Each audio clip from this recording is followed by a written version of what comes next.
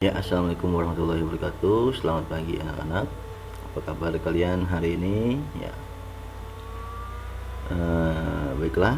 Ya, kita hari ini sudah masuk ke dalam materi pembelajaran. Ya, itu pembelajaran bahasa Indonesia tentang memahami teks eksplanasi, membuat ringkasan dan kesimpulan teks eksplanasi.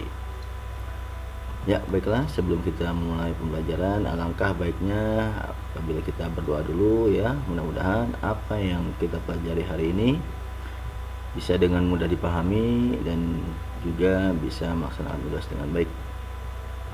Ya, baiklah. Pengertian teks eksplanasi. Teks eksplanasi merupakan teks yang berisi penjelasan tentang berbagai peristiwa yang terjadi di sekitar kita, seperti fenomena alam, sosial, dan budaya.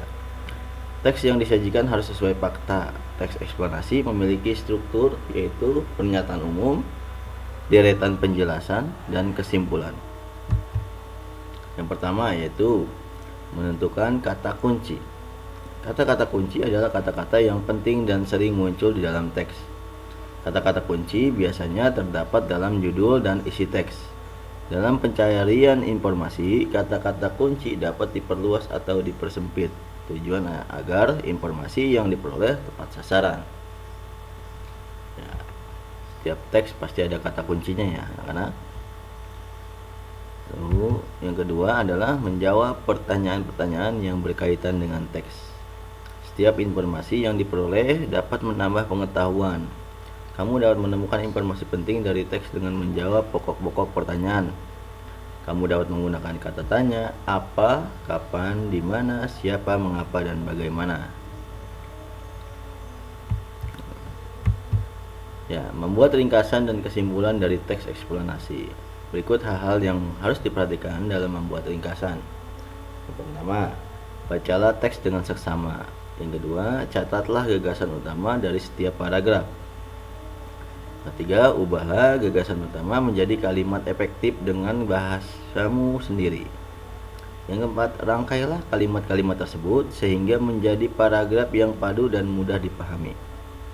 Yang kelima, pastikan menggunakan kosakata yang baku dan ejaan yang benar. Nah, ini adalah contohnya adalah perhatikan teks berikut ini.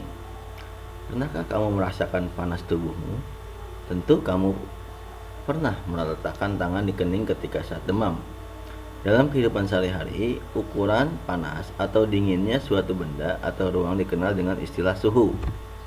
Permukaan tangan kita tidak dapat mengukur suhu dengan akurat. Terdapat suatu alat yang digunakan untuk mengukur suhu secara tepat dan dapat digunakan secara internasional, yaitu termometer.